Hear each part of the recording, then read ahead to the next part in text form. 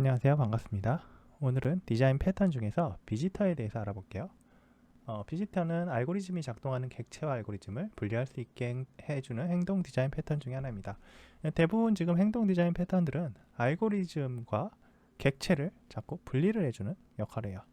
대부분의 동작들이 그렇게 돼 있죠. 그냥 메소드로 하나의 클래스 안에 들어가 있는 것들을 분리를 해서 알고리즘 자체를 새로운 클래스로 만들어 놓고 거기에 캡슐화해서 처리하는 형태가 대부분 돼 있어요.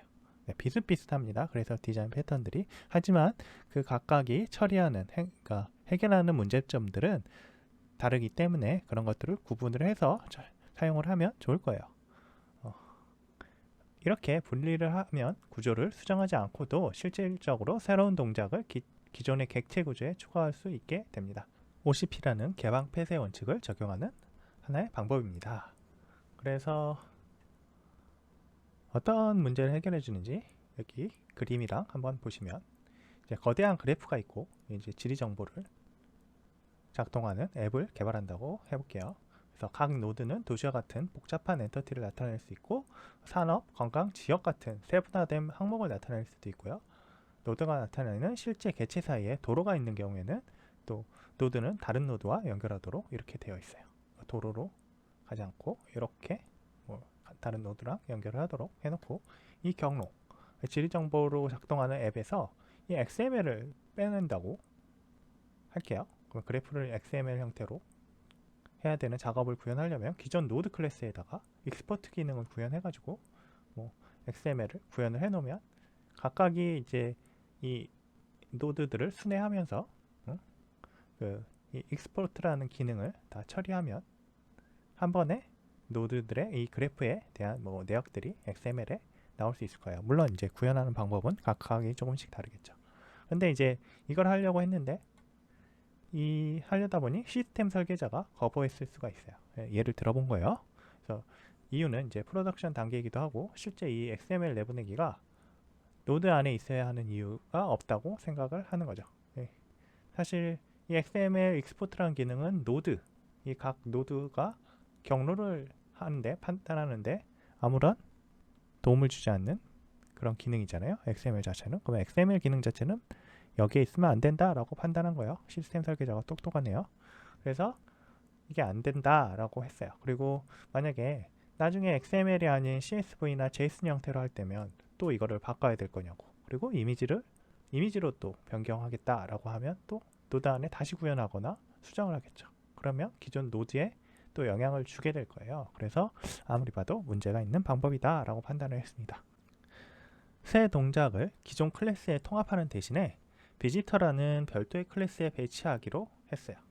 그래서 클래스 다이어그램 한번 보니까 비지터라는 게 있고 얘는 비짓, 똑같은 비짓이 있는데 엘리먼트 A와 엘리먼트 B, 요소 A와 요소 B에 따라서 따로 동작을 하는 거예요. 그래서 뭐 각각의 어떤 노드들에 따라서 비짓이 따로 동작하도록 해놓고 인터페이스 엘리먼트가 있어서 얘가 accept라는 거를 하나 만들어 놓고요. 얘는 다시 반대로 비지터를 참조를 하고 있어요. 그래서 얘는 어떤 동작을 하고 뭐 accept 하면 이 accept가 이 비지터를 가지고 있고 뭐 이 엘리멘트를 통해서 이 비지터는 엘리멘트의 동작을 수정하도록 합니다.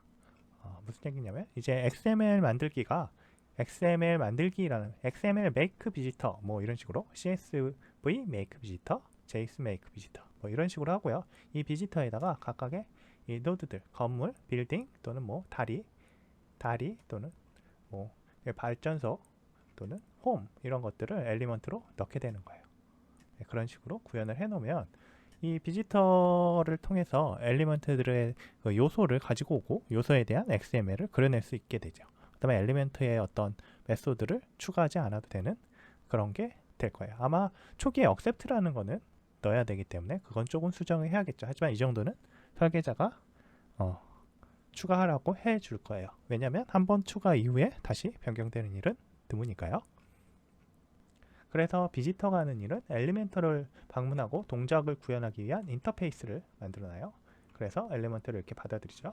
그리고 컨크리트 비지터는 비지터 인터페이스를 구현하고 실제 알고리즘 구현을 하는 구현체예요. 그리고 엘리먼트는 이제 구조를 구성하는 인터페이스이자 비지터가 방문하여 수행해야 할 대상이에요. 그러니까 엘리먼트 자체를 가지고 뭔가 여기에서 메소드를 수정해서 처리하지 않기 때문에 이 비지트가 엘리먼트로부터 어떤 동작을 가져와야겠죠. 여기 피처 A, 뭐 피처 B 있는데 이것들을 호출해서 여기서 그걸 이용해서 뭔가 처리하고 그걸 가지고 XML을 처리하는 형태가 될 거예요. 복잡한 개체 구조의 모든 요소에 대해 작업을 수행해야 하는 경우에 적용할 수 있어요.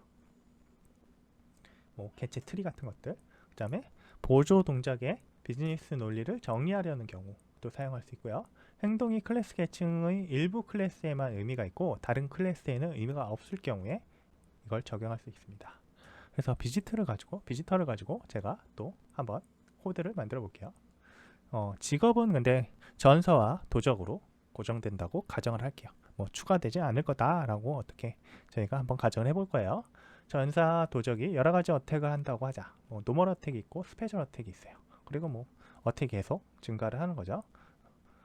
둘은 공격 시 동작도 다르고 무기도 다를 거예요. 그리고 방어 시의 동작도 다르고 메소드 이름조차도 달라요. 그래서 한쪽은 디펜스, 한쪽은 이베이전 뭐 이런 걸 사용한다고 할게요. 물론 제가 보기에 유연하진 않은데요.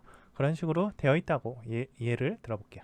그래서 해당 내용을 코드로 구현을 해보면 비지터가 어택, 워리어의 어택에 대해서 처리하는 게 있고 또 어택, 로그의 어택에 대해서 처리하는 게 있어요. 자, 오버로드가 돼서 처리가 되겠죠. 그래서 노멀 어택 같은 경우에 워리어의 어택은 전사가 대검으로 공격한다 그러고 이 엘리먼트를 통해서 뭔가 다른 걸 처리하도록 해놨어요. 그리고 두 번째 어택, 노멀 어택의 로그에 대한 어택은 로그는 도적이 단검으로 공격하고 뭔가 회피 동작을 하도록 해놨어요. 근데 스페셜 어택을 보니까 스페셜 어택이라는 새로운 비지터가 하나 생겼어요. 그래서 스페셜 어택일 때는 전사가 해머로 공격하고 방어는 똑같이 해요. 그리고 도적이 동부든 단검으로 공격을 하고 회피를 똑같이 하는 형태예요. 이런 식으로 비지터를 구현을 할 수가 있습니다. 그리고 엘리먼트가 있는데 엘리먼트는 워리어하고 로그가 간단하게 구현이 되어 있고요. 억셉트 하게 되면 비지터에 대한 내역을 넣고요. 비지터가 어떤 동작을 하도록 정리를 해요. 그 다음에 어택에다가 이 디스를 넣어서 역참조하도록 해놓고요. 디펜스는 방어 모드, 아래쪽은 이베이전은 회피 실행하도록 해놓습니다. 그리고 사용법에 보시면 사용을 해서 각각을 넣어서 accept 처리를 하면 뭔가 동작을 하기 시작합니다.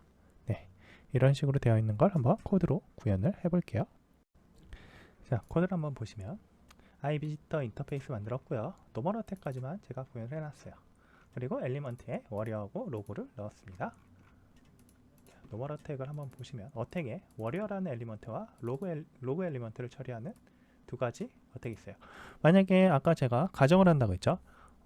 워리어하고 로그만 있다고 가정을 한다고 한 이유가 여기 있어요. 사실은 이제 이 유닛이 추가가 될 때마다 엘리먼트가 추가가 될 때마다 저희가 이 어택이라는 오버로드를 또 추가를 해야 되기 때문에 인터페이스도 이 비지터 인터페이스 자체가 수정이 되거든요. 그래서 여기가 뭐 보이드 어택해서 로그 아닌 또 어세신을 추가한다거나 이렇게 되면 얘를 구현해 놓은 다른 클래스들이 마찬가지로 변경이 되겠죠.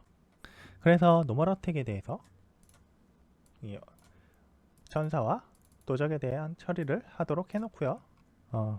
이 워리어하고 로그 같은 경우에는 지금은 accept에 대해서만 처리를 하는데 사실은 뭐 여기 보시면 디펜스 이베이저 말고도 다른 동작들이 더 있을 수도 있어요. 사실은 자기들의 특정한 메소드들이 있을 수 있겠죠. 근데 여기서는 간단하게 이 엘리먼트라는 걸 확인만 하기 위해서 이 accept를 위주로만 처리를 해놓게 해놨어요. 이 accept가 사실은 비지터를 통해서 처리되는 내역입니다. 비지터 어택 할 때 자신의 레퍼런스를 넣어서 실제 비지터가 이 워리어를 역참조할 수 있도록 해놓는 거예요.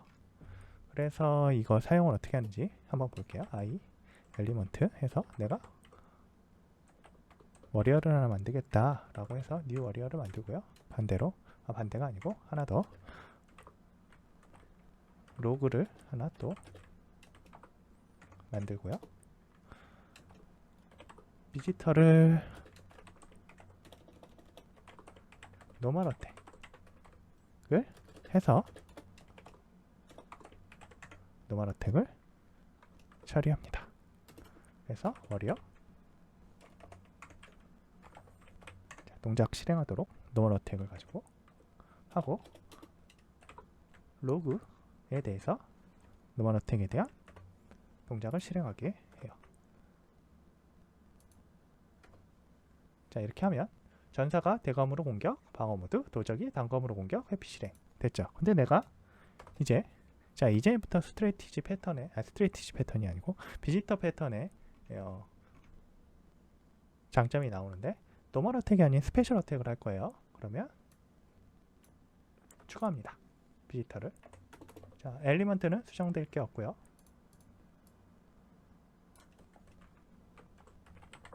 스페셜 어택이라고 전사가 대검이 아닌 망치로 공격.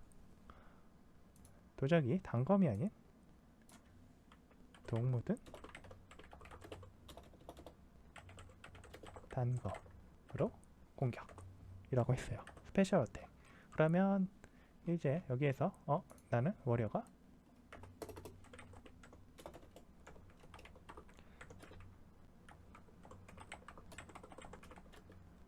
뉴 스페셜 어택을 처리하도록 하고 워리어.accept 스페셜 어택 그리고 로그.accept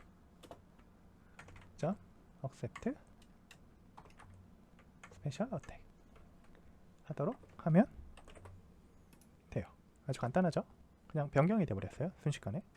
그래서 보시면 앞단에는 노멀 어택을 했고요. 뒷단에는 스페셜 어택을 처리를 했어요. 그래서 i 엘리먼트에 대해서는 저희가 추가한 게 아무것도 없고요. 기존 i 비지터도 수정하지 않았죠. 노멀 어택을 메소드를 추가하거나 그런 거 없어요. 스페셜 어택이라는 클래스를 하나, 비지터 클래스를 하나 더 추가를 해서요. 걔들이 이 어택을 구현했습니다. 네. 아까 제가 초기에 얘기했던 워리어하고 로그를 고정한다는 의미는 여기에서 저희가 어쌔신 추가하시면 노멀에도 추가해야 되고 여기 스페셜에도 추가를 해야 됩니다. 그래서 만약에 이 알고리즘 이 비지터가 많을수록 다 수정해야 되는 사태가 일어날 수 있어요. 그래서 고정한다고 이야기를 드렸습니다. 네. 그러니까 이게 어느 때 사용해야 되는지 아실 거예요. i 엘리먼트라는 이 엘리먼트가 고정되어 있는 상황에서 종류가 고정되어 있는 상황에서 저 비지터에 대한 내용만 계속 수정된다고 하면 이럴 때 사용하시면 편합니다. 네, 오늘은 여기까지 하겠습니다. 감사합니다.